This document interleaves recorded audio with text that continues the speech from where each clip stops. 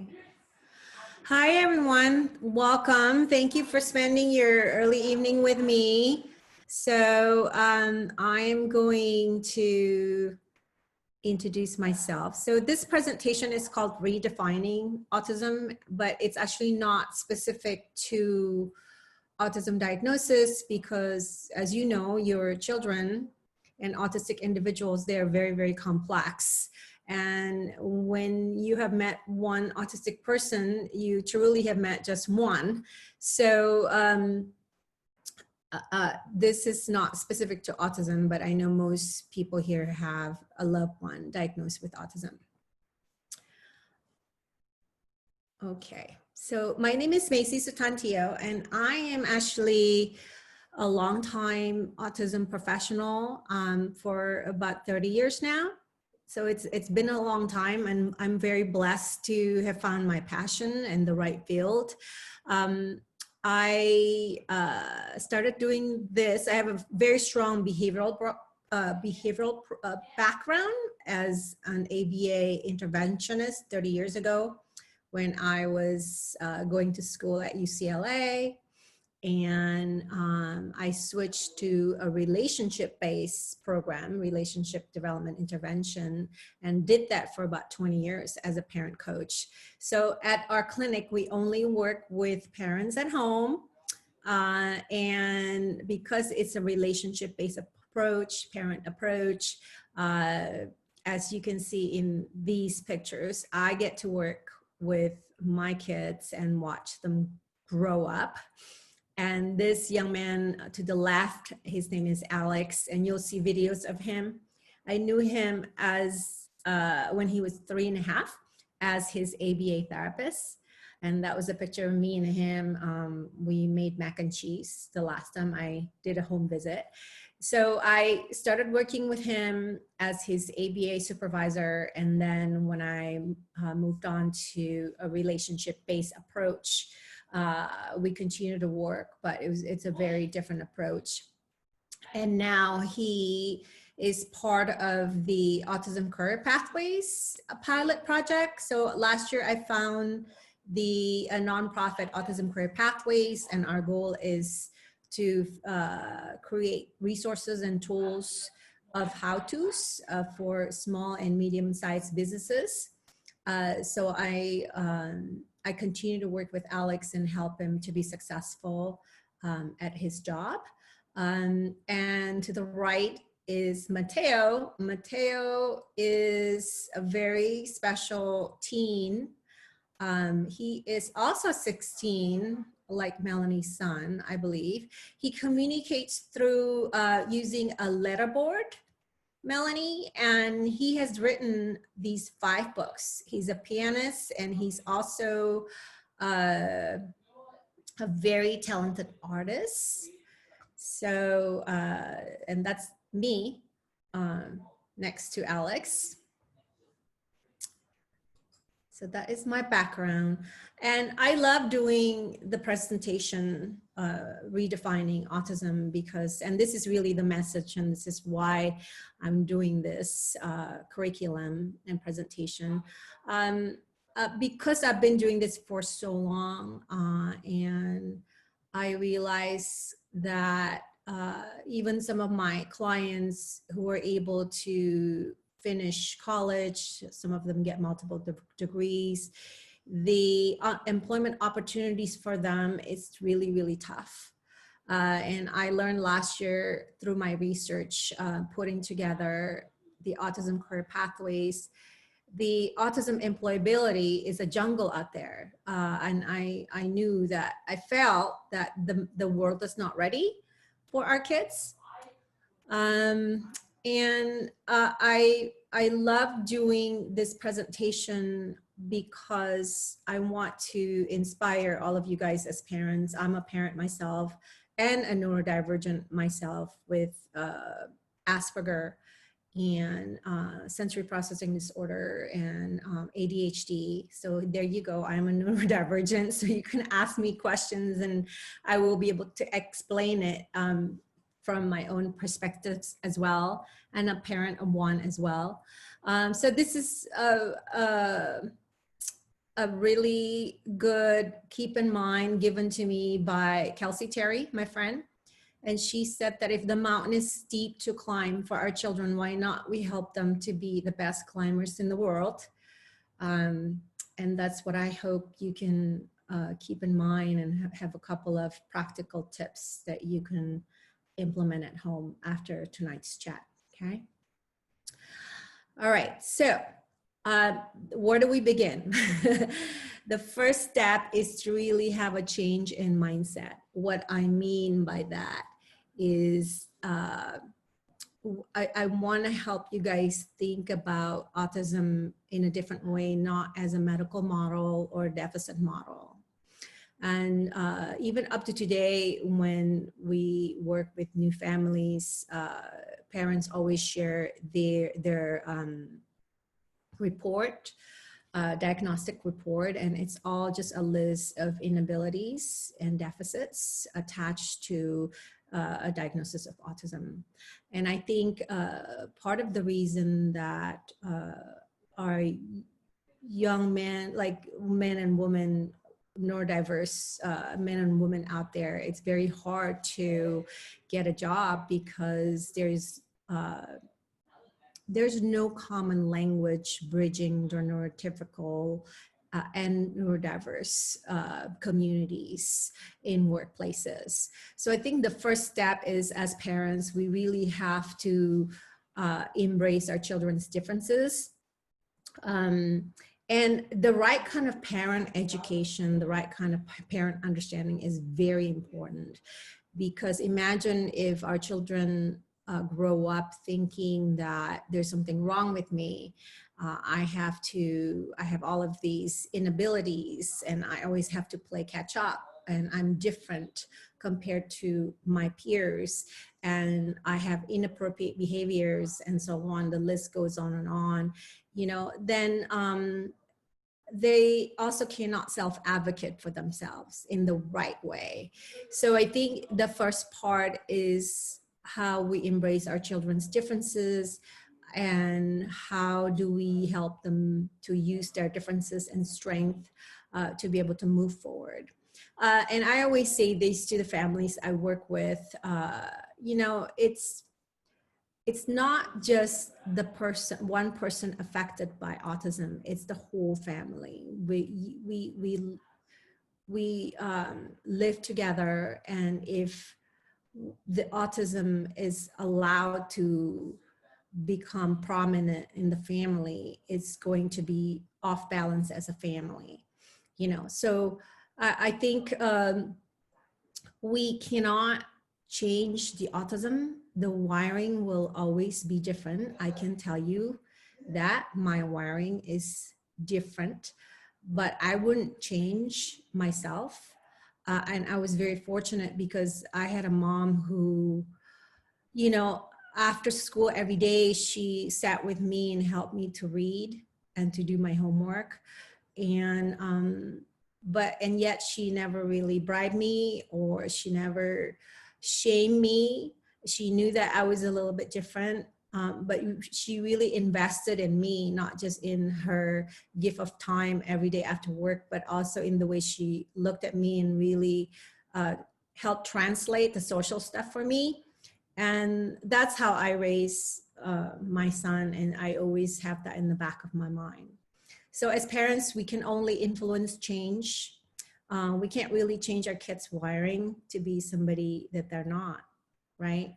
And functioning labels, the way we often describe, and the way professionals often describe, you know, our clients as he's so-and-so is high functioning or low functioning, that's very damaging and not helpful.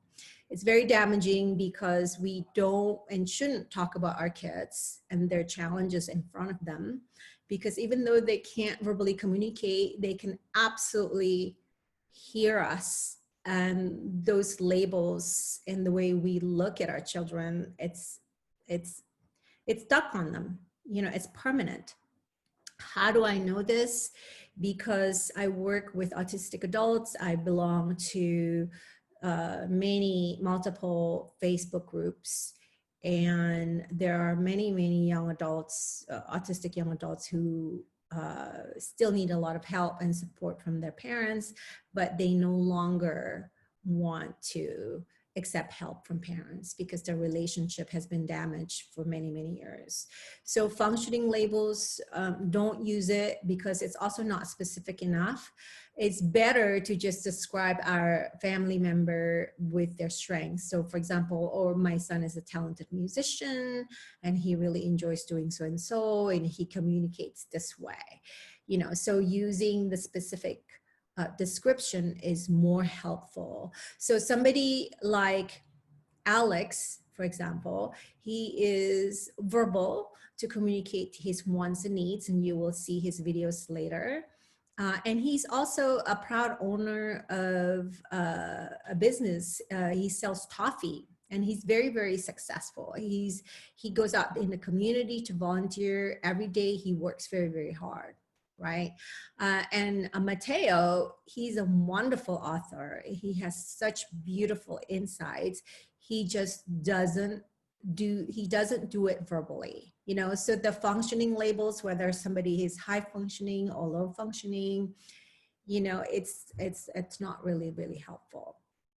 And we must provide unconditional love and safety at any age. That's just our job as parents, whether our child is neurotypical or neurodiverse. You know, we want to make sure that at home we can control our acceptance and appreciation of them.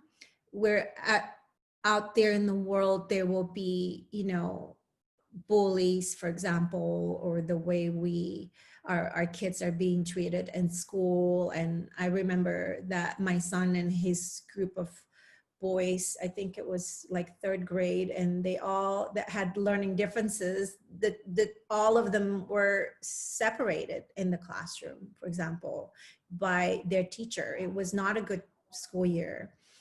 So that's what I mean, you know. So our kids have to be able to come home and just let it all, like, they could just act out at home, they could just misbehave at home because they're working so hard at school and other therapeutic settings. But I think if our kids are comfortable at home, they can hopefully tell us what happened at home. So that's the change in mindset. I think as parents, when we know what autism is, and I'm going to talk about it next, it also helps us to overcome crisis. How do we know as a parent when we're in crisis?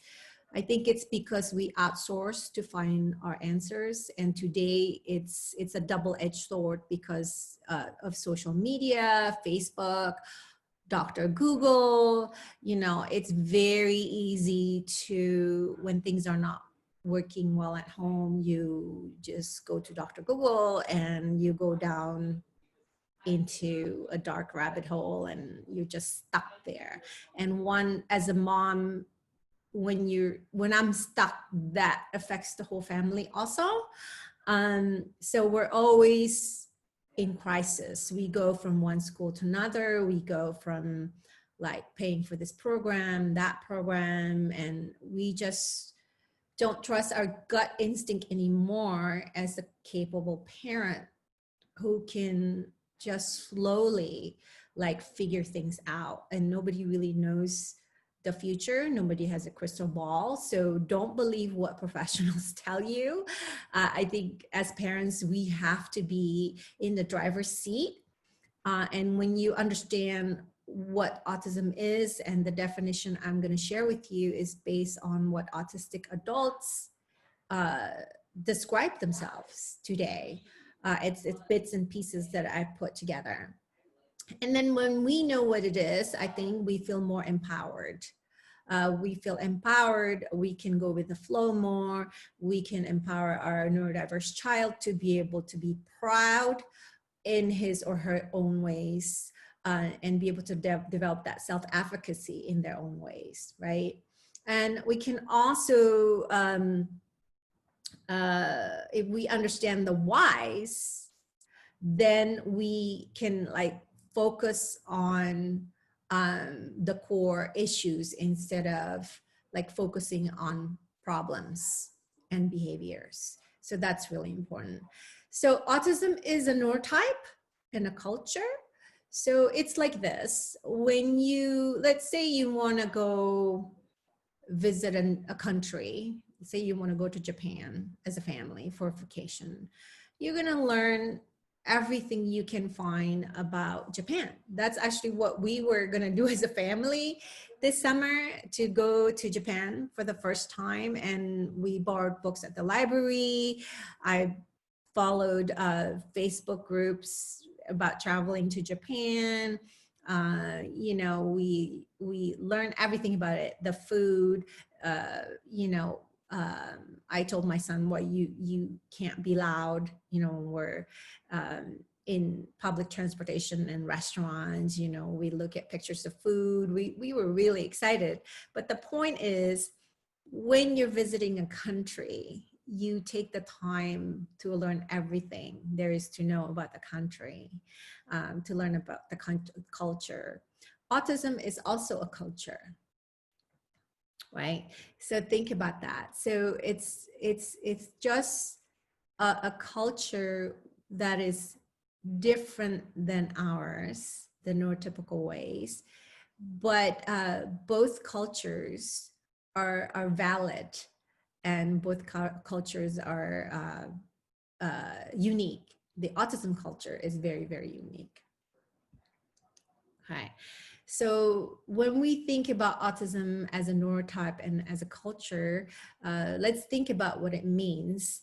So what it means is that we're wired differently in our sensory perceptions, you guys. So it means that an autistic person can be hyper or hyposensitive to sensory stimuli at any given time. So my son and I are both hyper and hyposensitive. So I am tactile defensive with certain things. Like I think we both hate tags. I don't like certain smells. He definitely doesn't like to touch things. He's a super extremely sensory eaters. So it's beyond picky eaters, believe me. With two former behaviorists, two psychologists, mom and dads, is not because of lack of trying in terms of expanding his food palette, but it is what it is, you know. So for the two of us, we're both sensory defensive and sensory seeking, and it changes. When he was younger, he used to cover his ears when he was younger, and he couldn't be in an enclosed room with a lot of people.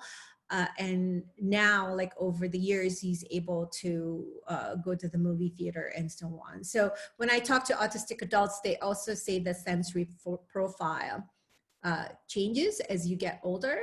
And autistic adults actually say that because the society expects more for adults to behave and perform in a certain way, especially at work. The bar is higher. So because the expectations is higher, you also, autistic people have to work harder as they get older to be able to fit into the society's expectations.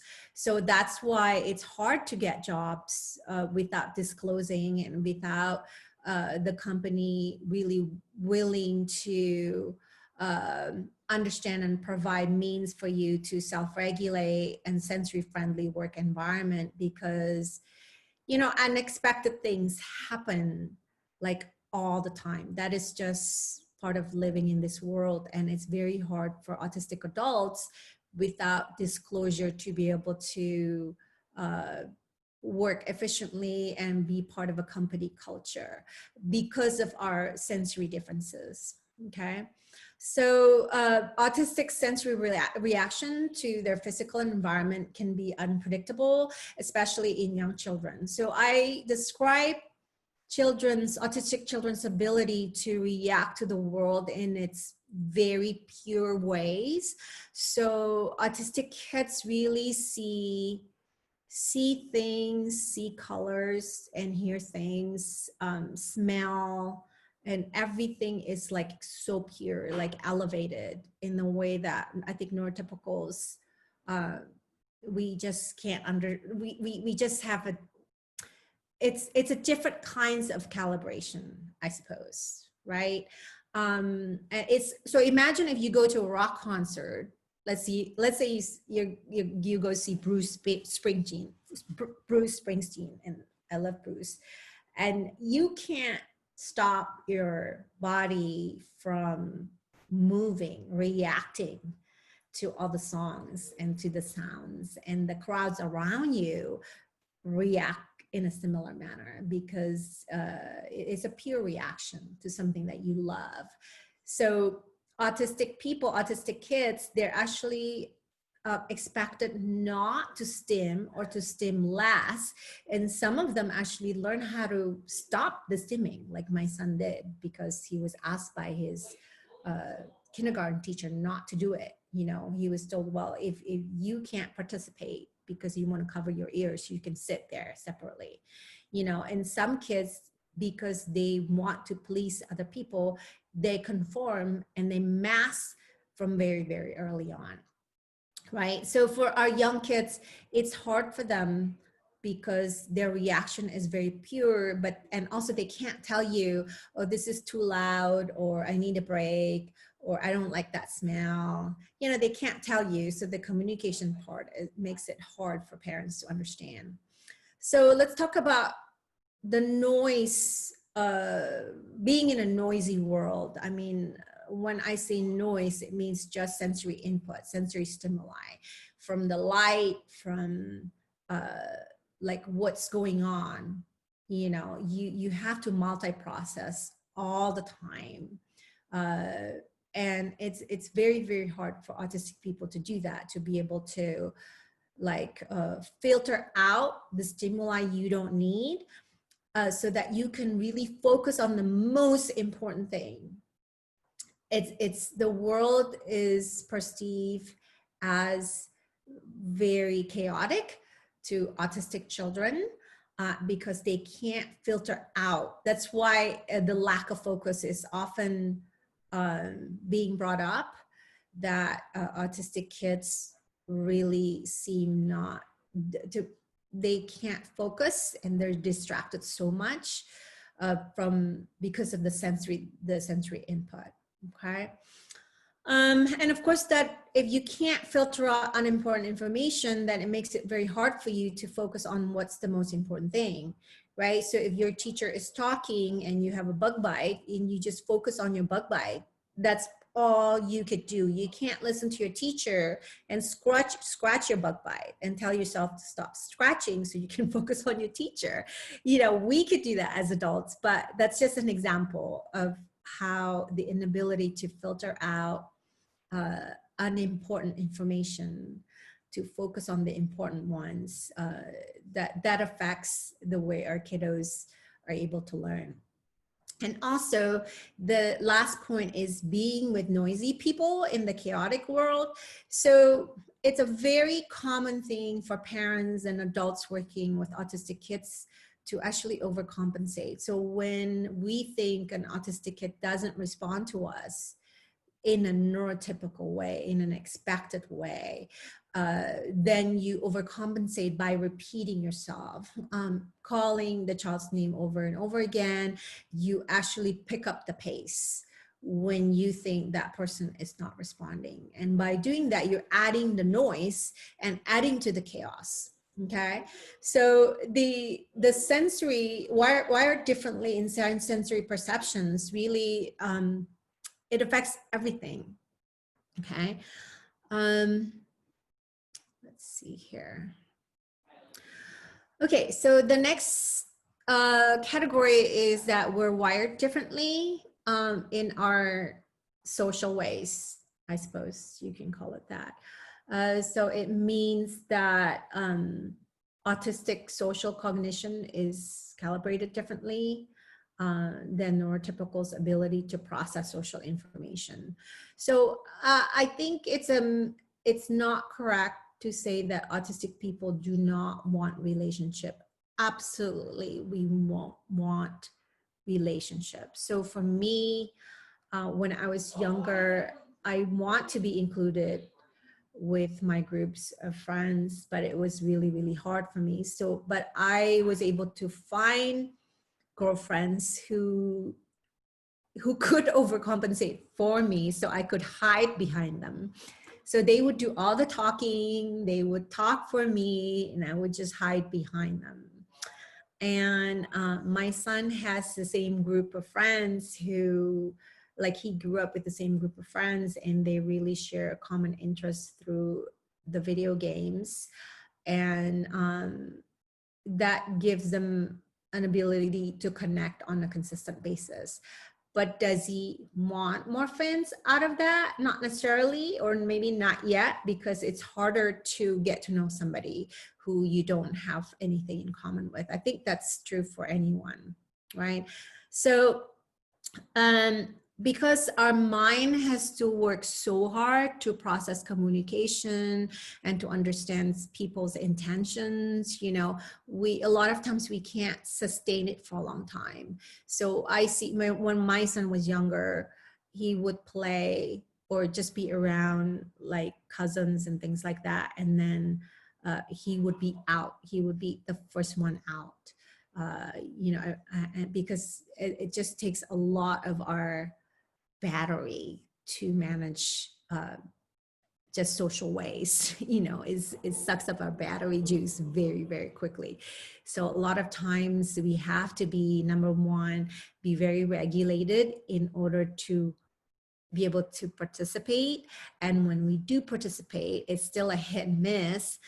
And then we can't sustain it we do need a break. So we process social information differently.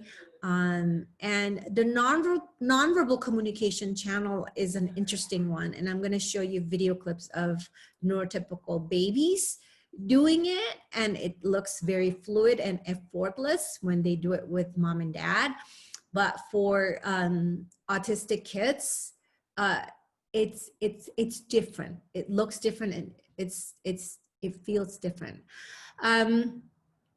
So nonverbal communication channels, what's included in that is facial expressions, the way we use eye gaze as part of meaningful communication, the way we use voice inflections, the way we use pauses, the way we look away, that's also part of communication, the way we orient our bodies towards each other, the way, how far away we are from our partner, that's also part of communication.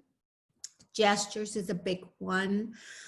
So nonverbal communication channels are, I think, more than 80% of our communication, and the verbal channel is actually less. So I think neurotypicals use a lot of these nonverbal communication channels, and autistic people do not. So they have to work very hard to understand the nonverbal communication channels. Like when you go to a different country, you would rely on nonverbal communication channels because you don't speak the language, right? So it's the same way with autistic people. You can think about it like that it's just as if like they're here, but they have to work so much harder to understand communications with neurotypicals. There, I think I explained it. So longer processing time to decode social. Yeah, of course, longer processing time, because a lot of times we're distracted and we need to get back on track. I asked my husband, and my family member, what did you say? Like what? We say a lot of what, or we say a lot of I don't know, a lot, to kind of maybe move on, or because we know it's appropriate for people to tell people but because a lot of times we don't understand the intention or the context or the big picture. It doesn't come together for us easily. So longer processing time to decode everything, social cues, contexts, and people's intents. And as a result, autistic individuals may seem to have difficulties in the back and forth. It looks not as fluid, and our timing might be a little bit off, you know, and it's not exactly a breakdown. A breakdown means, you know, one person just leave, right? But we might still be here in the room with you, but we can't really provide the output as expected. Autistic individuals' ways to connect with other also looks and feels different. We might use a lot of, some people are hyper talkers like me. I'm a hyper talker. And I, a lot of times will forget to check in with you. But I know that a lot of non-speaking people, their gift is to sense you and sense the partner's energy, and their output, of course, is different. Autistic individuals may have misunderstandings of others' intentions unless they are verbally communicated. So in the workplace accommodation, we're training business owners and co-workers and employment specialists to actually be direct. And that may include using emails and so on, to make sure that the autistic individual can understand the context and the communication point. Autistic individuals value social interactions. Of course, we want to belong. We want to be respected and valued. But a lot of times it's hard for us because of our neural differences, and because that we just need a break. We can do it, but we need a break. So I have one more. Okay. So the last keep in mind is that autistic people are different in the way we think and encode processes, our thinking processes. So I think many autistic people are very strong with their static neural thinking. So anything that has to do with concrete subjects, we're very, very strong in that. So you might have an autistic child who is hyperlexic, for example. The child might not be able to speak, but the child can read, for example. Some people see things in words or pictures. They can visualize it. Some people do it in numbers or tunes. Some people have perfect pitch.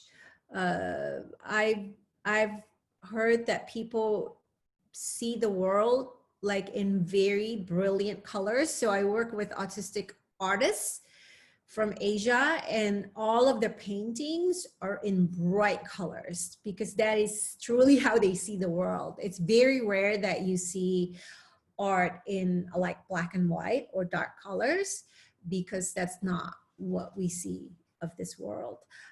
Patterns also, they can like quickly like categorize things in different ways. Like they see the connections, how things belong together. So not everyone's like this, but like I had a number dyslexia. So I was actually the opposite. I could not read numbers, you know, so people are different, but in general, the strong connectivity to the static part of the brain, but under connectivity to the prefrontal part of the brain, which is the area that like process like emotions, intentions, and so on. That is in a lot of people are underconnected. So these set of unique neural arrangements help autistic people make sense of the ever-changing world and its unpredictability. So these neural differences really help people to stay grounded in this world. So they need to use their own categories and their different ways in taking in information to make sense of everything. Like my son, for example, he has, of course, sensory processing disorders, but when he's really stressed out, it's expressed in his pickiness in his, like, the food choices, for example. Some people I work with, they can write to me, but they can't verbally communicate. So I also know a lot of autistic adults who are verbal, but they use AAC when they have a shutdown. So when it's a shutdown, they just cannot communicate in the way that they can, but using like their iPads and so on, that's helpful to them, right? So that it's because of the neural differences, right? The differences in information seeking and processing influence each autist's lifestyle, learning preferences, interests, creativities, and areas of expertise. So it's obviously very clear, like I would wear the same tagless shirt or the same brand. Like I'll just buy one style in different colors, for example, and my son's the same way. So yeah, so it just kind of affects everything, like, because our wiring is different. Simultaneous and rapid processing is very difficult for autistic people. Like driving for me is really, really hard, really hard. Because I'm required to pay attention and multi-process at the same time. But I can do it, you know. So being in the classroom, for example, would require simultaneous and rapid processing. So it's very challenging, very tiring for our kiddos. So this picture here on the right-hand side is a really good illustration I wanted to share with you guys, and every day is different. So if you imagine your child using this photo, this little machine, like it's gonna, like, some days look different than other days. So it says there, nonverbal stimming, how we stim, how we use eye contact, our special interests, like sensory overload, and our need for routines. Our need for routines change depending on our self-regulation in the moment. Yeah, so you know, you can put the different things in there, but that's a good picture. Okay, so I'm gonna stop sharing so I can look at you and see if you have any questions. Do you guys have any questions so far?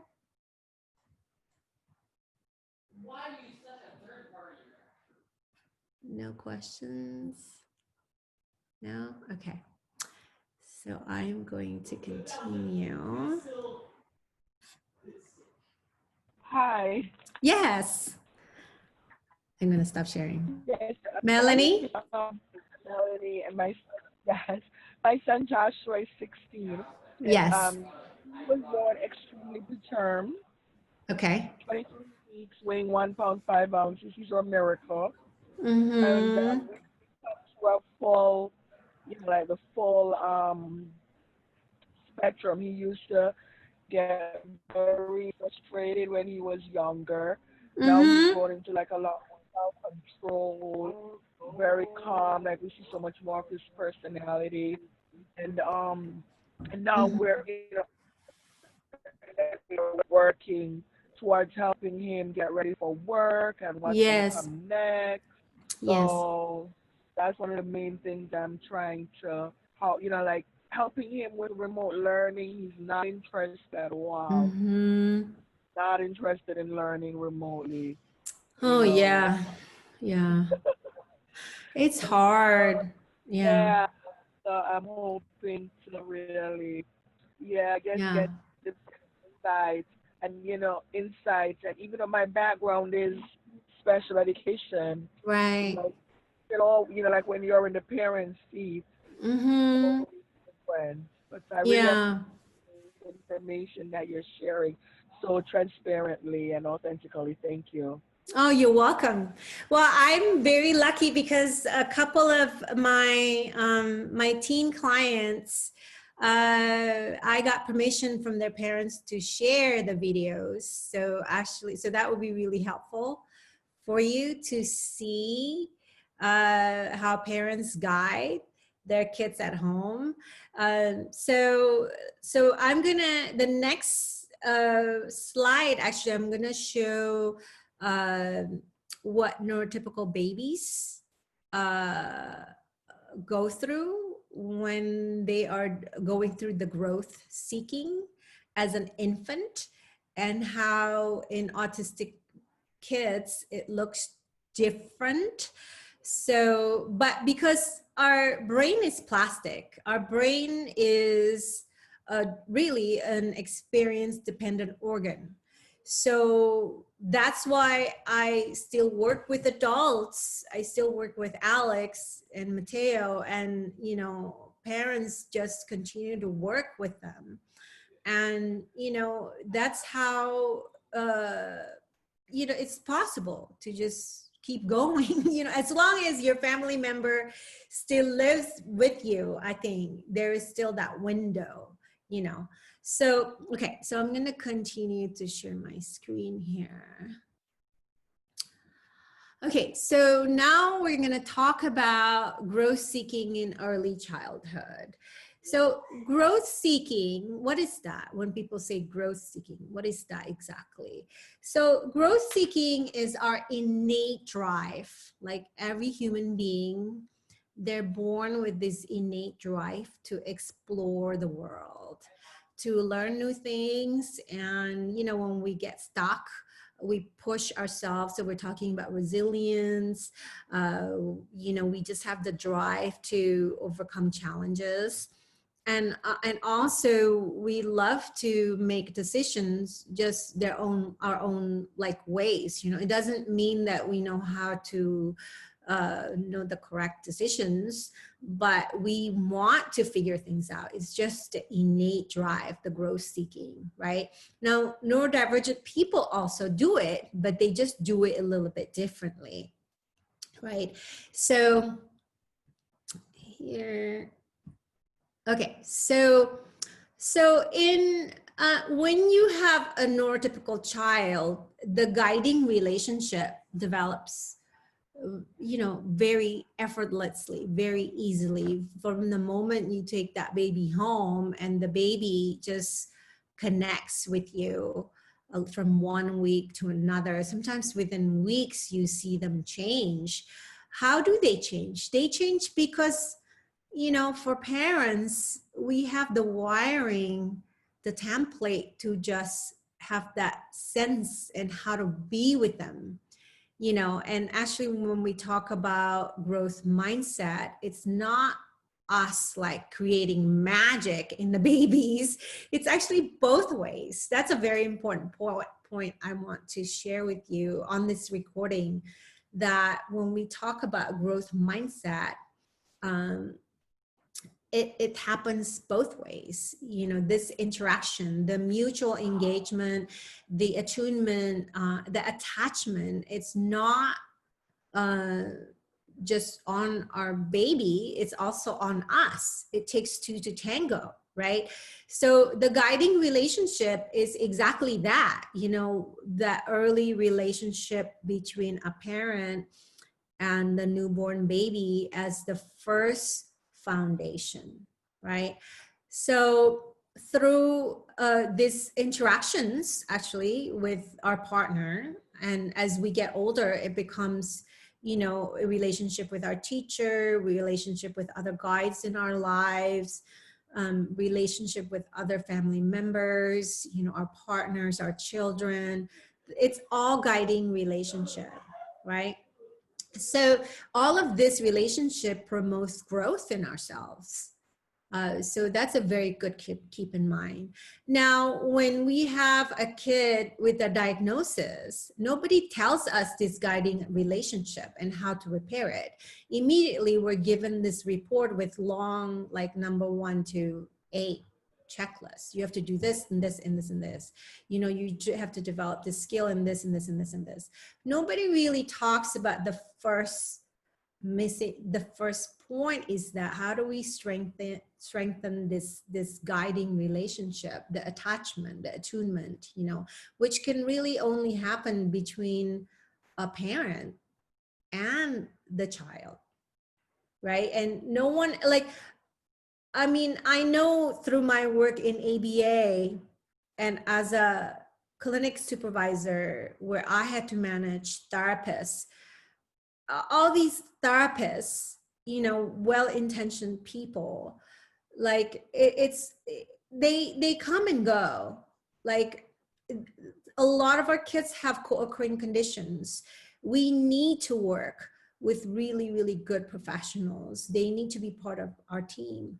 But the first therapeutic piece should be like how secure the relationship is at home, how parents can really function as guides instead of therapists or teachers, right? So if you know how to guide your child, and we all have practice, enough practice since March because of COVID-19. We have to figure out how to guide instead of instruct, because I'm sure we all learn very quickly, you become bossy at home, it just doesn't work. And you have to take a step back.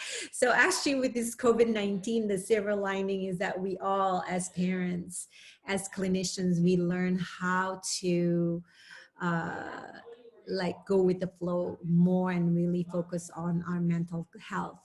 So with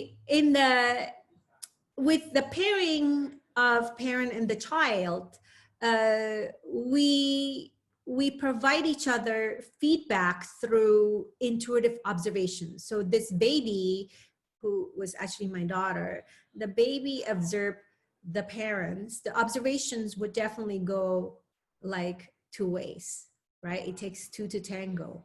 Co-participation, I do this, you do that, and practicing a very familiar framework over and over again, you know, and this is what babies do with their parents, with mom and dad. Now, a very common framework is actually peekaboo. And we do peekaboo because we get fun reactions from babies when they're in front of us and we make faces in an exaggerated manner, right? So that's why I think peekaboo is a cross-cultural games, and peekaboo evolved into hide and seek as the kids get older, right? Hide and seek involves object permanence. You know that you're still connected with the other person, with your partner, the people you play with, even though you're actually in different rooms, right?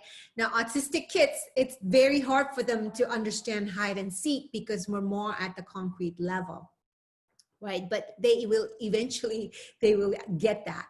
So this is what I mean, co-participation and practice for mastery, where we take a very, very simple framework, games, roles, and that actually provides a templates for future roles with other people, right? So kids learn to play hide and seek at home, and eventually they play with friends and so on, right? Shared experiences. When I say shared experiences, I'm talking about just communication. We call that experience sharing communication, where we tell our stories and we use all channels of communication. So when I say communication, I'm not talking about verbal communication, because many of my clients, they communicate just fine, but not through verbal channels. So I love AAC devices and learning all about it. I encourage really parents to explore AAC devices as early as possible, because that's how our kids need to find their voices. and be able to share their stories. Social referencing. So social referencing is very different than eye contact, because eye contact is just responding to look at me. I think it's very dangerous for adults to say, look at me, and teach kids to use eye contact, because it's really hard to look at someone and understand that person's intention and communication. We can't do all of that. So when you think about it, social referencing, the way we look at a partner is because we want feedback, we need clarification, we want to share how we feel. And there is thinking behind it, you know, and that's really the only reasons that we use eye contact. Eye gaze is has to be meaningful part of communication. There's a reason behind it. So if you know how to, I don't know, if you know how to vacuum very well, you're not going to look at your husband unless you get stuck. You know, you turn on the on button and then nothing happens. Then you call your husband and you look at him. Oh, can you help me with this? You know, but if we know what to do as human beings, we don't need to look at our partner. You know, it's much faster to do things by yourself. So your kids are the same way too. They're very proficient in things that they're interested in. So they don't need you to be there, right? That's just actually human beings. So think about the social referencing and use of eye contact differently. Exploration and experimenting. You see how little kids like pretend to sweep, you know, because they watch mom and dad like all the time. They monitor, and they can show you through their pretend play and social play that what they have learned from adults. Autistic kids do that too. They do monitor, but when they monitor, it's maybe more of them listening to you, but not necessarily looking at you. Okay, so keep that in mind. It's really true when people say kids watch what we do and not what we say necessarily. And for autistic kids, they watch you. They can remember, like a lot of us have super hearing. So if you're in the other room, we could still hear you. That happens to me all the time. I can pick up, and my son's the same, you know. So we monitor not through our eyes. So keep that in mind. Exploration and experimenting, you know, we do that too, but we do more so with things that we're very, very highly interested in. And we happily do that without having other people sharing it with us, right? So decision-making process, autistic people are great decision-making process, especially if it's highly motivating for them. So if you hide the iPad, I'm sure your kiddos can find the iPad, pull up the chair, and you put it up on the shelf. They can figure it out, you know. So it's not true when people say, oh, autistic people, you know, can't make decisions. They absolutely can. You know, they just don't want you to know that they know how to do it, because then there will be more like demands coming, you know, from other people. So yes, so now I'm going to show you a video of peekaboo progression. So I'm going to play this video, and this is a peekaboo progression from baby Emma. She was like very early, like 3 weeks, all the way until she was like about 12 months.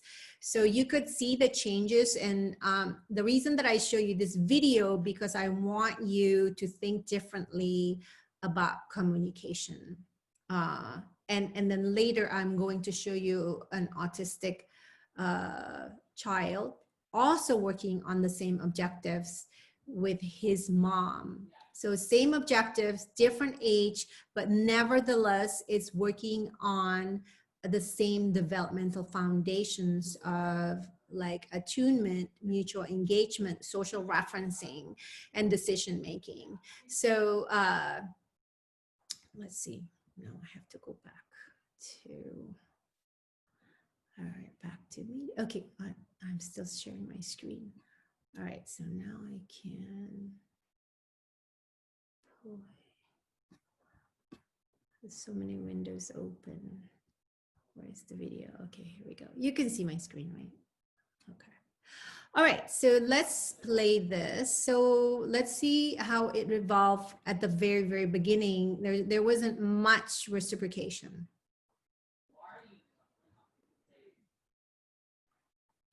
Hi, baby. Hi, baby. Peekaboo. Peekaboo. Peekaboo. Peekaboo. You couldn't care less.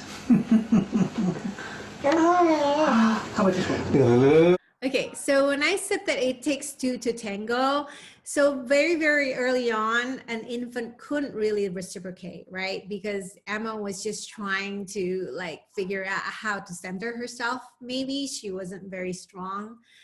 And she wasn't able to reciprocate. So now, very soon after that,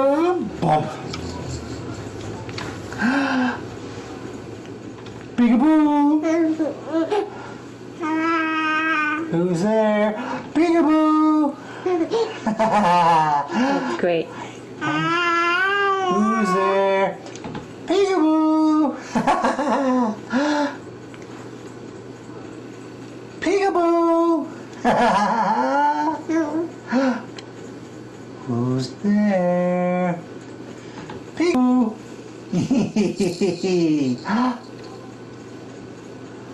I see a little nose and a little mouth.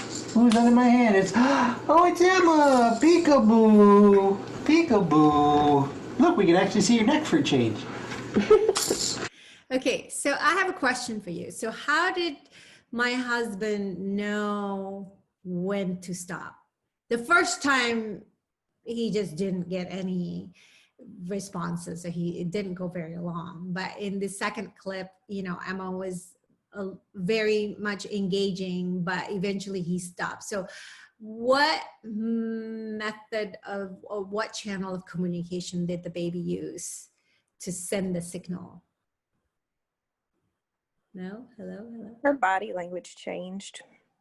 Yes, exactly. So she looked away. So gaze aversion is actually a signal that, you know, I'm ready for something different. And also when people are thinking like deep in thought, you would look away. So gaze aversion is very much part of like what we use. And yet autistic people are being taught not to like avert their gaze. So also at the beginning, she was very vocal, and when she got bored, she was like a lot quieter. Okay, so the vocal play was there. So anyone else notice anything? Yeah, and the whole body change. So kids develop this very, very early on. I was see. very happy. When, you know, at 4 months she was happy and laughing, but at 3 months before she looked very like she didn't know what to make of this. Yes, exactly. So she could send the signal back by just being a lot more expressive, you know. So neurotypical babies do that, and with autistic kids, they're not as expressive because they're so in tune with what they're interested in, and what they're interested in, it's usually the sensory stimuli coming from the world, and that's what they gravitate towards, is all these sensory stimuli, sensory input. So that's why it looks different, you know. But just because they don't look at you or they don't say something back, it doesn't mean they're not in tune with you. It just looks different. Okay, so I'm gonna continue. All right, so the second clip I wanted to show you is this one. Hang on one second.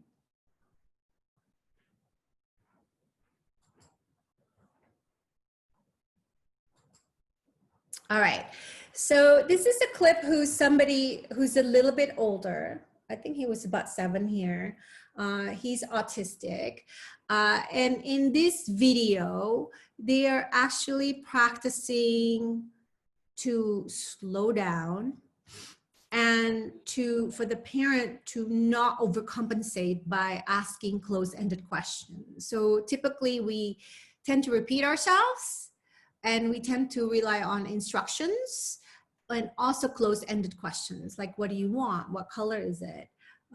You know, do this, do that, you know. So this parent this mom's homework was to just slow down. And eating together, you have to eat pretty often. So it's a good practice of just being mindful of your own way of communicating. Are you a good communicator to begin with, right? Are you clearly telling your child that I'm really interested to engage with you? Imagine sitting on a person next, like on a plane, where if that person asks you, where are you going? What do you work? How much money do you make? You know, what are you going to do when you get there? And so on. You would ask to be placed on a different seat, right? And that's how our kids feel very, very frequently, because like that's the kind of language, demand and performance-based language that adults around them use, like most of the time at school. It's like that at home. As parents, we also tend to do that. So let's look at the difference now. Okay, so they're eating mangoes together. When you were eating the mango and it fell, it jumped in your pajamas. That was funny. Wow, you really like your mango, huh? It's one of Mama's favorite fruits, mango. Okay, so what you hear here, like what you see here, there's no instructions. It's all open-ended questions. So that's okay. Open-ended questions means that you can ask the question, but you don't expect any specific responses. It's open-ended, right? So remember I talked about the like processing. We need time to process. So this is what this kid was doing. He was listening to his mom and he was processing.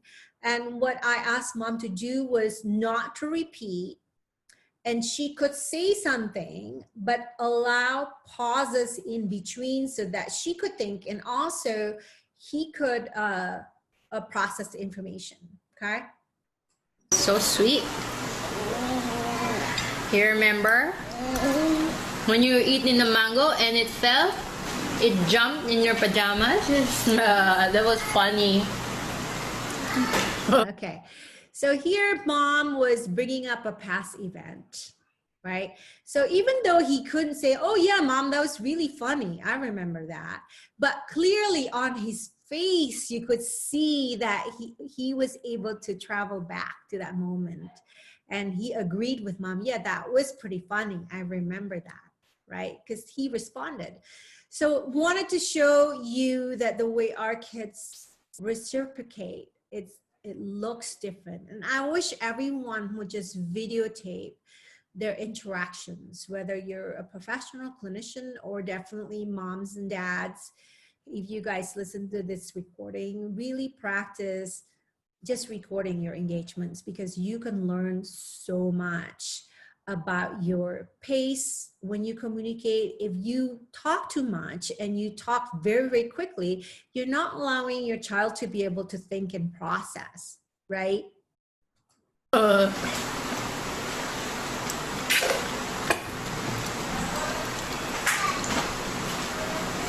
It's really sweet and it's really smooth when it goes inside your mouth.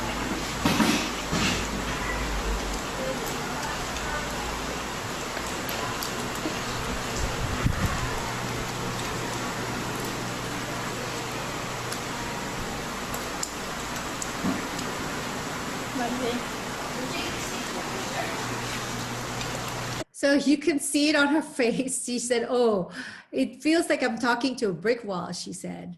But, and there was one point where she actually looked at her watch, because I told her, just count to yourself before you say something else. And that felt like an eternity, but that's the practice. Eating dessert with you. I'm done. Finish all of it.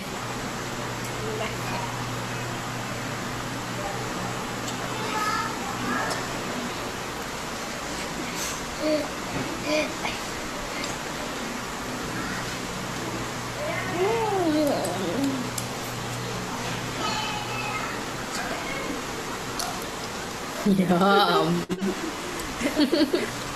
So he was, during this last one, it was really cute. He's probably thinking, oh my gosh, she's not asking me questions. She's not bombarding me with any questions. So he had that thought, and he looked at his mom. That's social referencing, because he wanted to like read what's mom thinking at this moment, right? And it just happened. Nobody had to ask him, you know, look at me, what are you doing? Say this, you know. So when we are being inviting as the adults, right, we're making ourselves attractive for our student or our child to really want to share our experiences, because as adults we have we're more experienced to share, right? But it's the way, a lot of times it's the way we present ourselves. We're not very attractive like adults, you know. And this is a really nice example of possibilities when you do take the time to just use these long pauses to process and think and let things unfold. It's all declarative. So you know, we have speech therapists here, and I'm sure you guys tell parents to use declaratives all the time, and it's really powerful to be able to switch from you to sharing about yourself to your child.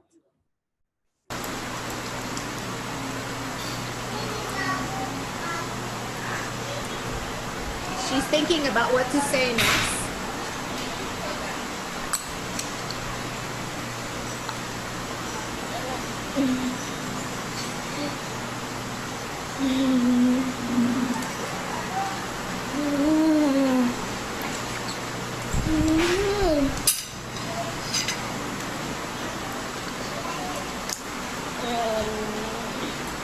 The mango skin looks like a boat.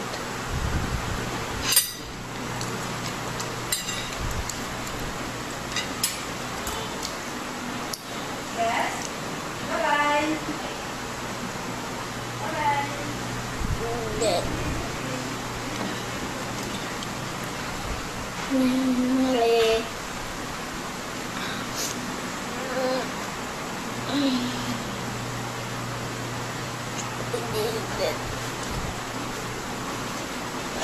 Who?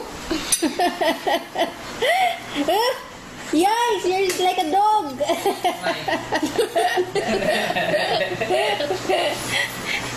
You like it so much you're licking it? Ew. Okay. That's so much fun. Oops.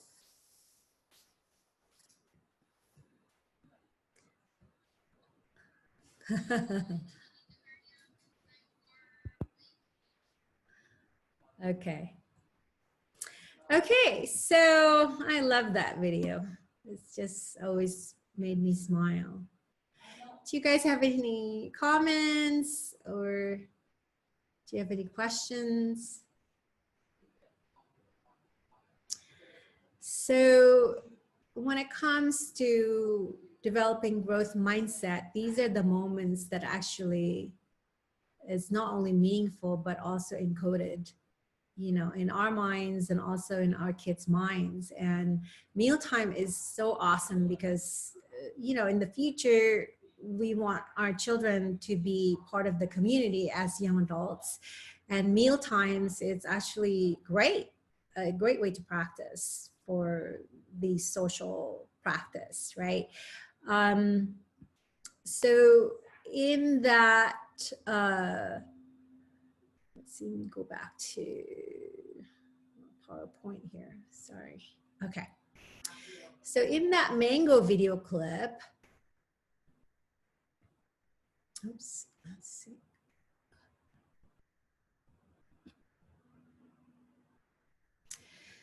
So if you think about the mango video clip, all of these points we talk about, it was practice in that particular simple video clip where two people just intuitively observe each other, right? You could clearly see that. Also in the peekaboo video clip, it's the same, right? There's co-participation from both people, and definitely shared experiences through their communication.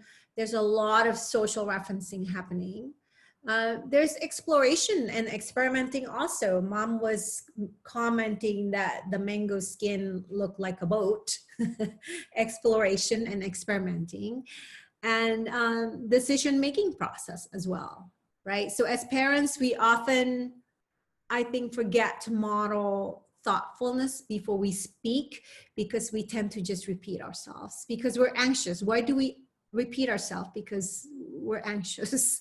You know, we're being trained to chase academics and homework, and we're juggling so many things. So I think there's where we fail, but I'm hoping that you can have a different perspective after tonight's presentation.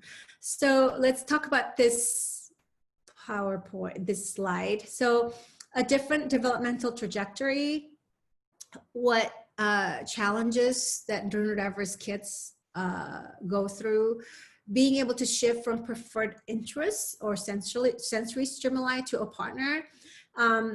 There are research evidence saying that babies who later develop autism, they actually gravitate less towards people's facial expression. So if you hold like an interesting object in front of them, they would just look at that object, as opposed to neurotypical babies will shift from mom's face to the object, back to mom's face, and so on. Because they know the most valuable information actually comes from their communication partner instead of the object. Where like autistic kids, babies, they tend to be more attracted to interesting objects. Okay, so differences in information processing, of course, that's understandable.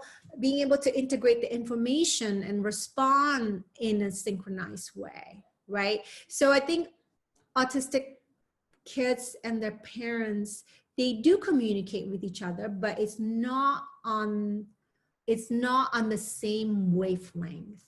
So that mango video clip actually tells you, if you slow down, that's how you can get on the same wavelength, right? Because it doesn't matter how you or how your child reciprocate. It really doesn't matter. You can look at each other, you can make a sound, you can share the mango, you can orient yourself towards each other. It doesn't matter. But if you're on the same wavelength, you're both on the same page in terms of, I want to be here with you. That's the shared intention, right? So that was very clear in the mango video clip. Being able to respond and benefit from primary caregivers' attempts to engage. So when you struggle so much to process information, when you become so anxious because you perceive everything coming to you as chaos, then you miss a lot in terms of important information and experiences that your parents may be able to offer to you. So imagine that growing up not realizing that if I slow down, if I just like trust my parents, I can actually learn and the world becomes less scary for me. And it's because parents don't know how to be that guide, right? Because they're also, I mean, both sides are all over the place, right? So it's very hard to be in sync together. Most of the time you're out of sync, especially for kids who have other co-occurring conditions, kids who don't sleep well, kids who have other things going on. It makes it very, very complex to figure out the relationship part. Okay, being able to realize the potential to be guided by others. So if you grow up not realizing that other people can be your source of like knowing more, right, then it will be really hard, right? Developing self-regulation through mastery of co-regulation with primary caregivers. So in both of these video clips, you see that the parent and the child,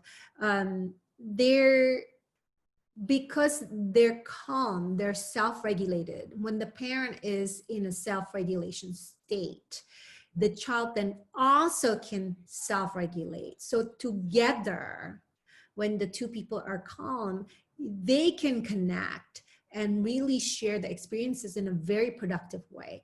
That's co-regulation, is the ability of two people to make adjustments when they're together. So there's small variations from just the way we communicate with all of our channels of communication, like with our actions, with, where we are, the activities, those are all variations, right? But the underlying pattern is the same, which is that back and forth, right? So here's another example. Sports. When you think about sports, it's back and forth, right? The underlying pattern is back and forth. It doesn't matter what sports you play, there's that back and forth. The number of players, the type of ball, the type of rules will vary, but sports is fun because there is like controlled chaos, I suppose. There are variations, but you understand how the game is played.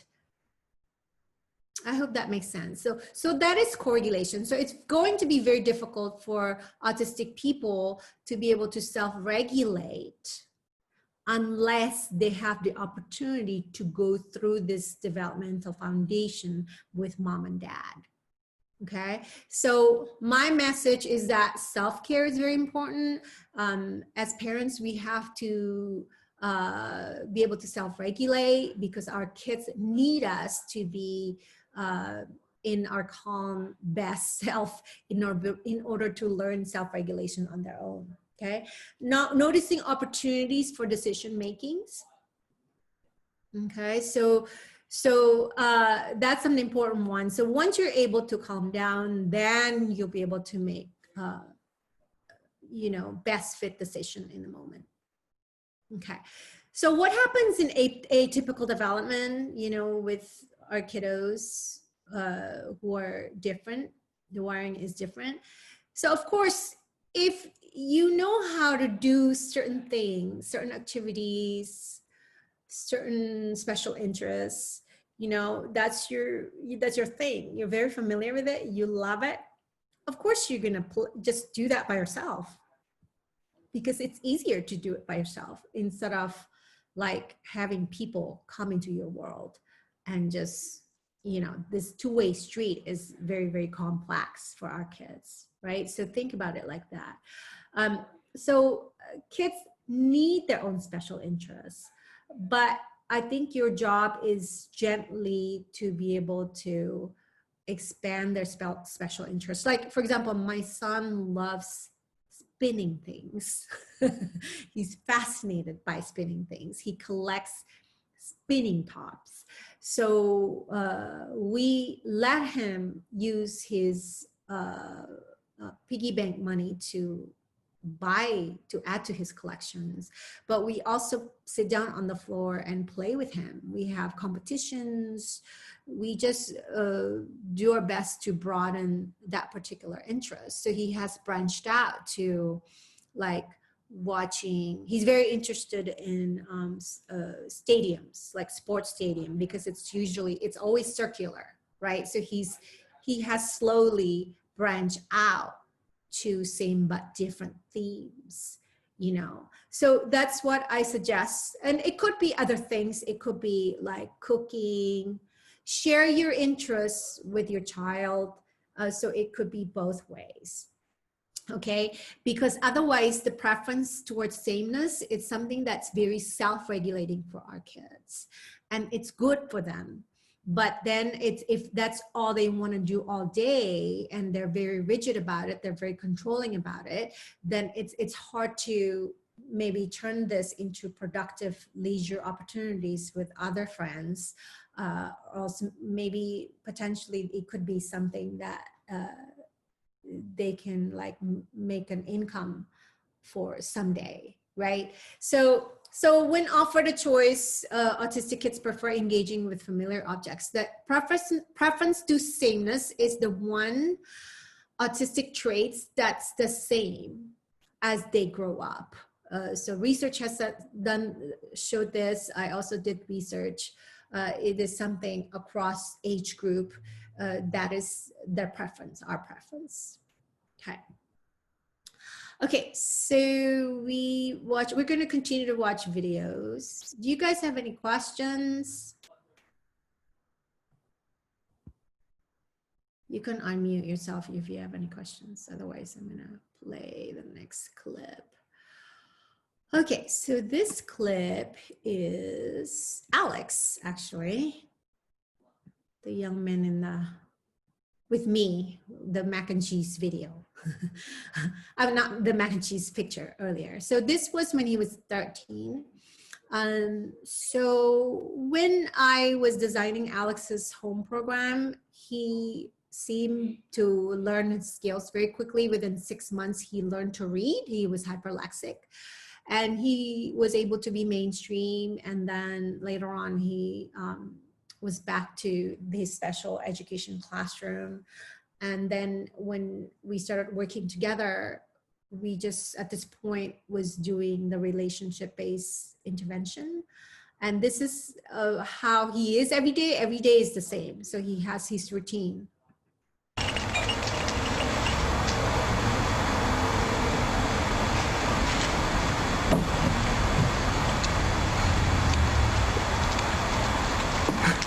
Okay, go ahead.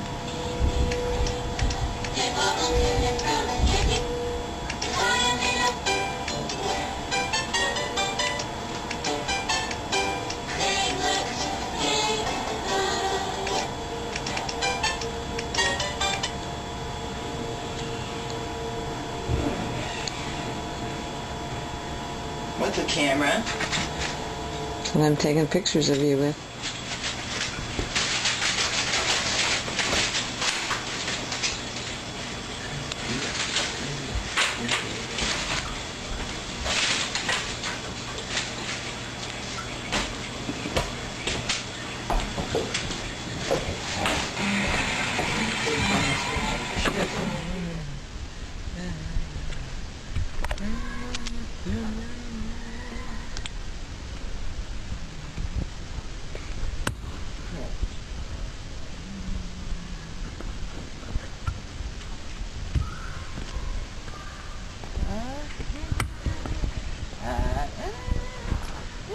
So his family took him places and to travel, but it was very hard to figure out how to engage with him.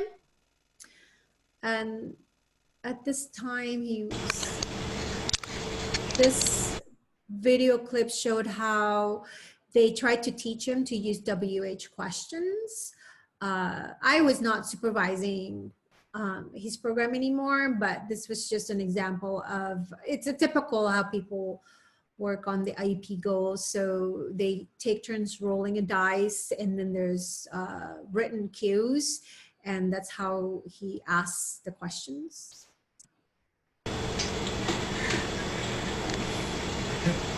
Why is your favorite color blue? Because it has blue berries. Because berries are blue? That's why your favorite color is blue? Yeah. Okay.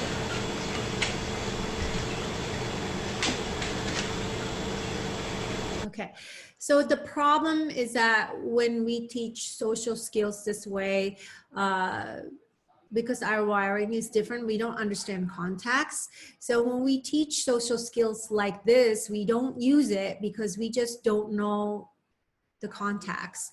And here, when the therapist actually did not respond right away, Alex would just immediately go to the next question, because he would just automatically think, oh, that was not the right response, so I'm just gonna go to the next question. So because we're such visual learners, we memorize a lot of stuff, and then basically when we're placed in social situations, that creates a lot of anxiety, because we have to kind of guess, we have this Rolodex in our mind, from previous things that were taught to us.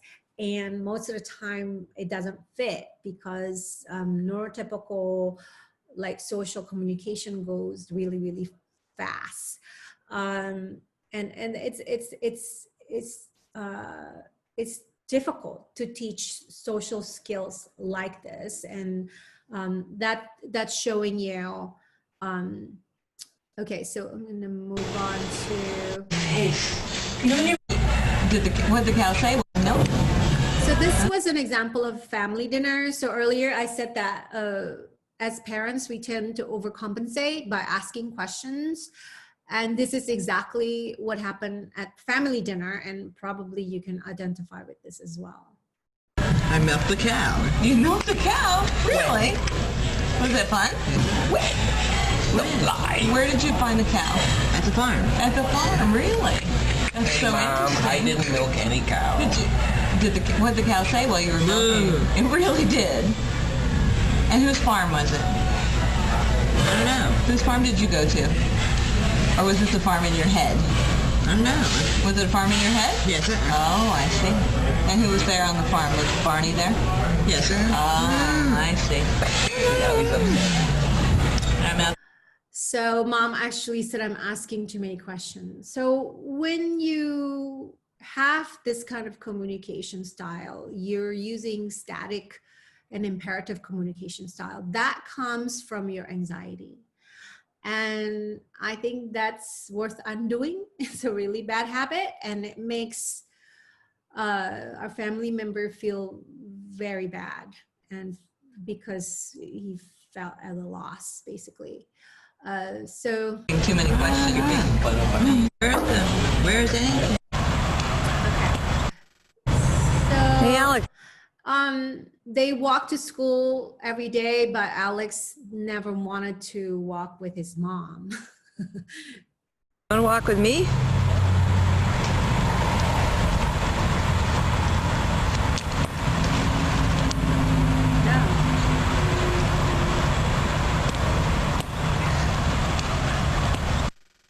Okay, so same homework as the mom in the mango video clip. I just asked the two of them to hang out, to reduce the verbal imperative language, which was instructions and close-ended questions. And they were able to walk to school, no problem. And here they use a common activity, which is just tossing a ball back and forth. So Alex was very good at catching and throwing a ball. If your child is not good at that, so this wouldn't be a good activity, but maybe you can do sharing snack instead. What's with Bob?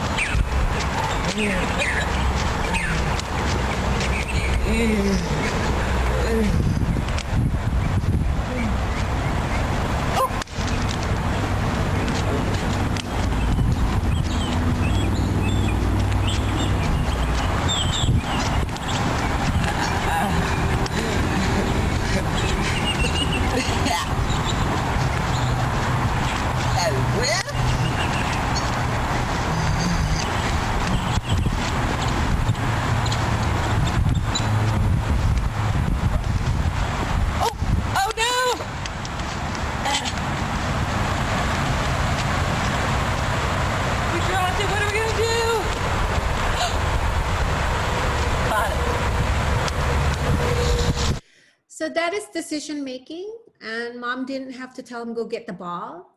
So when you are regulated, you can make mindful decision making independently. That's just how it goes. And our kids are very capable of making their own decisions.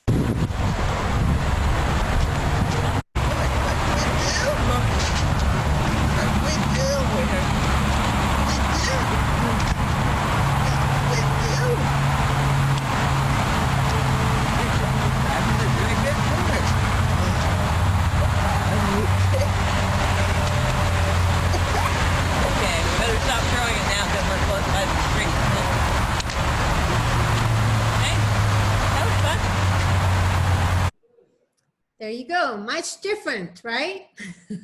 Very, very different. So a quick turnaround when you change the way you perceive your family members, because it goes both ways. So now Alex and his mom, what were they practicing? Were they practicing communication? Absolutely.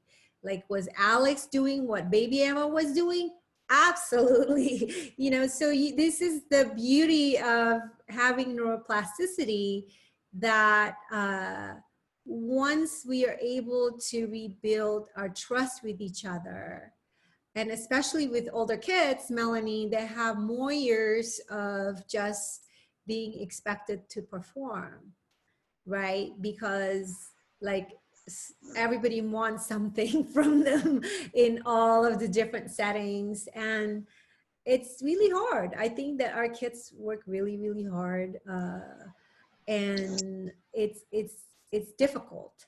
So I think that's what I mean. At home, we as parents can do so much to actually like help them develop these like more social awareness and being able to connect with other people.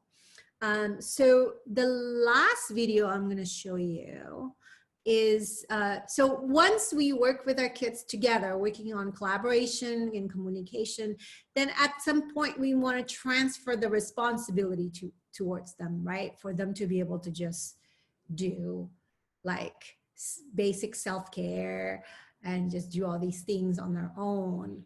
And it's also hard for us not to hover over them and let them fail, but that's very much part of the process, because if it's always your voice and your presence that our kids need, they would never develop that self-advocacy.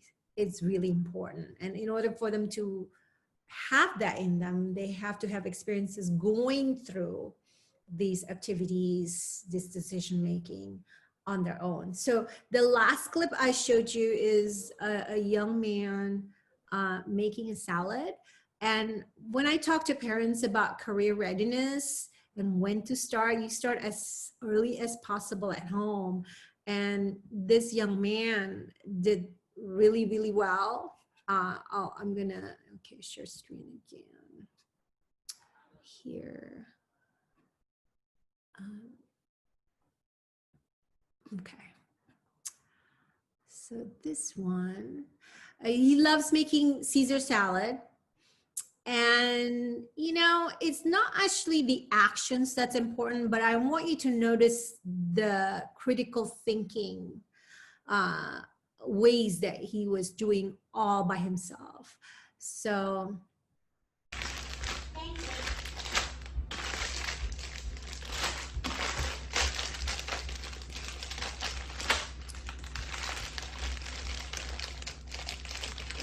Okay. So here you see him like kind of tossing the bag, like he's trying to, I love how he didn't just cut the thing. You know, he was trying to figure out, okay, which corner should I do this? The point is that he took his time to do the first part, which I wish that all of our young adults could do that instead of just like without reading instructions, just go straight. So people with executive functioning difficulties and ADHD, it's really hard for them to get organized and get ready. And he did it really, really well.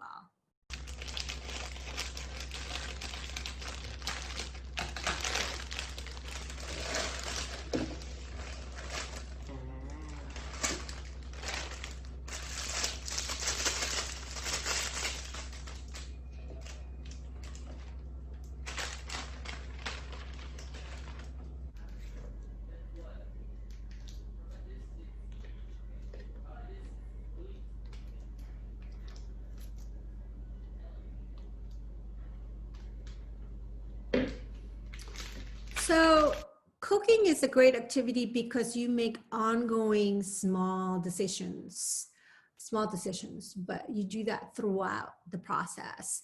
So that's what he was doing. He was able to prioritize, should I clean up first or should I do this? You know, so he has to choose which one and prioritize.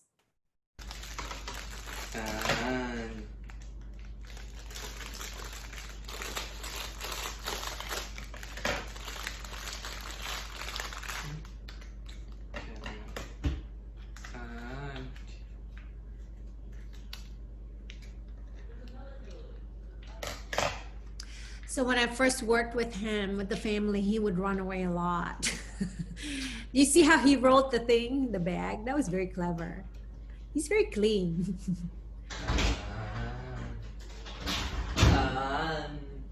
He's very regulated.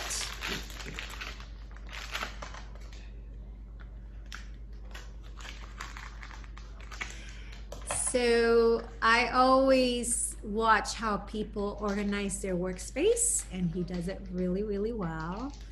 He's very efficient. Now here's a little challenge coming up here. He spilled a puddle of dressing and he noticed that. So let's see what he does. Oh yes, there it is. Well, nobody was watching, so that's not the best problem-solving solution, but hey.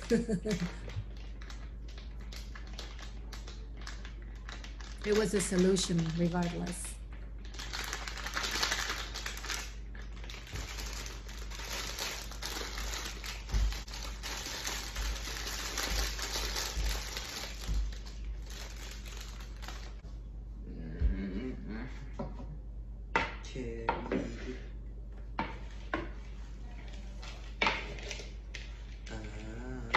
Yeah, so this is the part. He actually went to get his mom because he doesn't like to do this part. Yeah.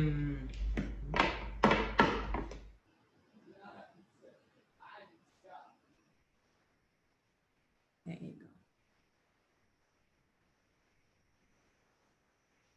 Decision making. Yeah, so that's what he decided to do. This was really good for him to be able to do something differently to make his work go more efficiently.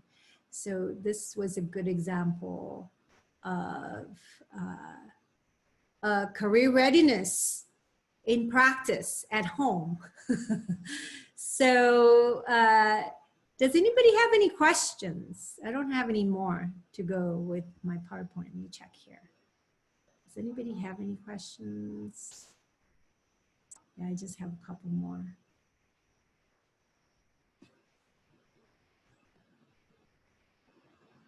Okay, so let's finish our PowerPoint. And then we're almost done. All right, so now we want to chat about parent-driven guiding process. Parent-driven guiding process, what does that mean? First, we learn how to guide. Then we focus on the process instead of problems, outcome, checklists, right? So that means we go through the journey with our family member, with all of our kids, everyone, as a family. That's really important. It requires self-care and caring for others, and also communication with our partner. That's really important. We want to balance novel learning, new activities with allowing routine. Routine is very important for neurodivergent people because it's very hard for us without routine and our apps and tools to be able to finish anything or get anything started.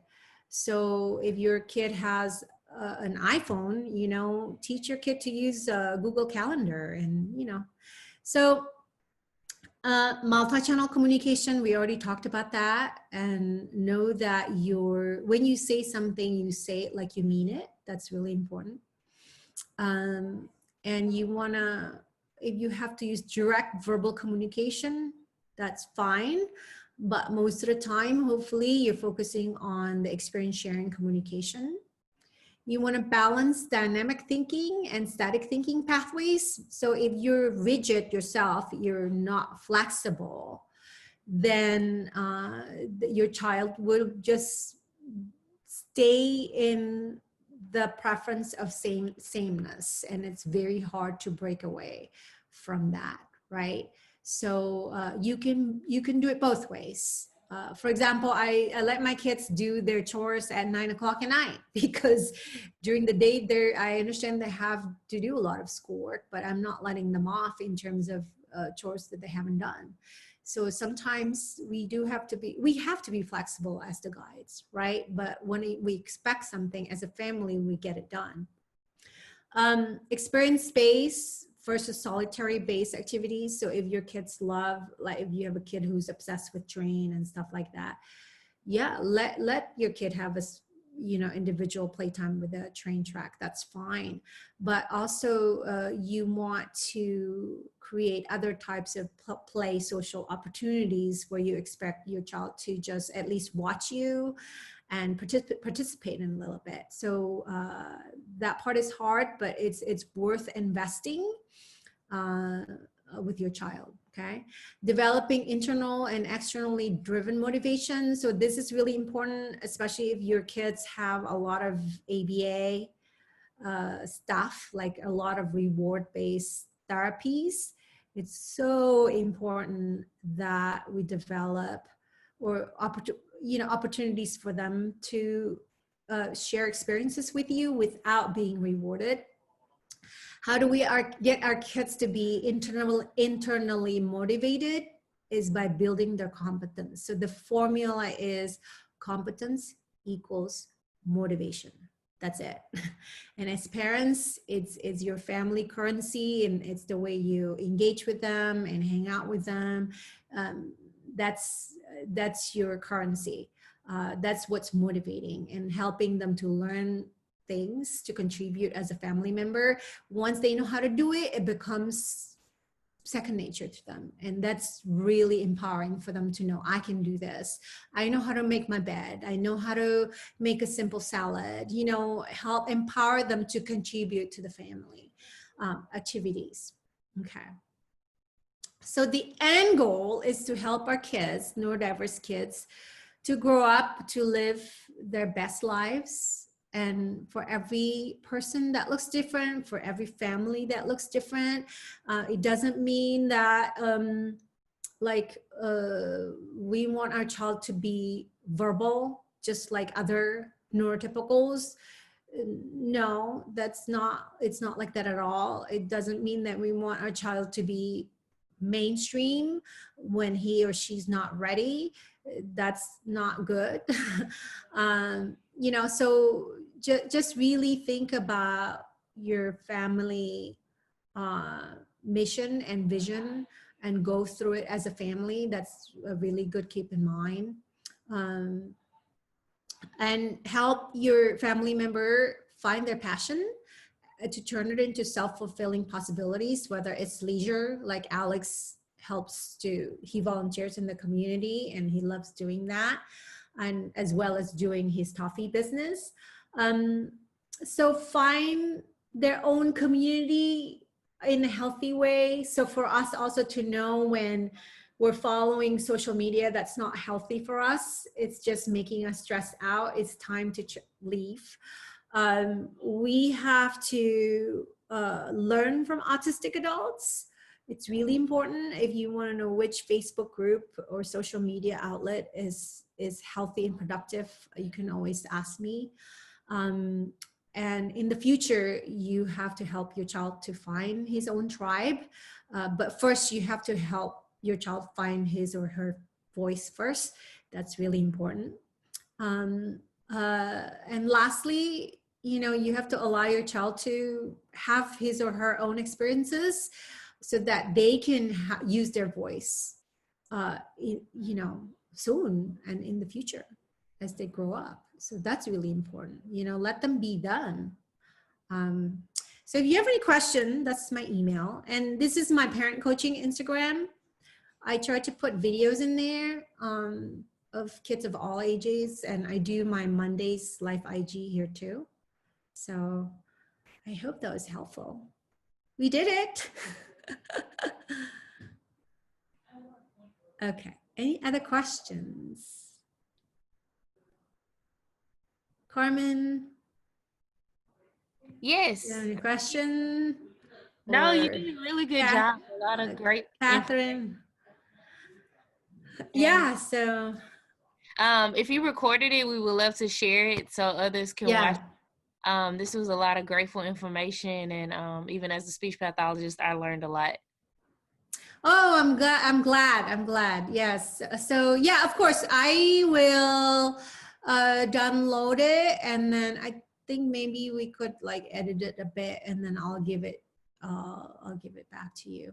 So Chris and Melanie, thank you for joining me tonight. If you have other questions.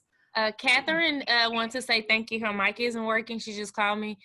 She said, but check the chat. She's like, thank you. Very informative. Oh, I'm glad. Thank you so much, you guys, for the opportunity. Yes. So yeah, so thank you so much. Enjoy your evening, and hopefully we get to do it again another time.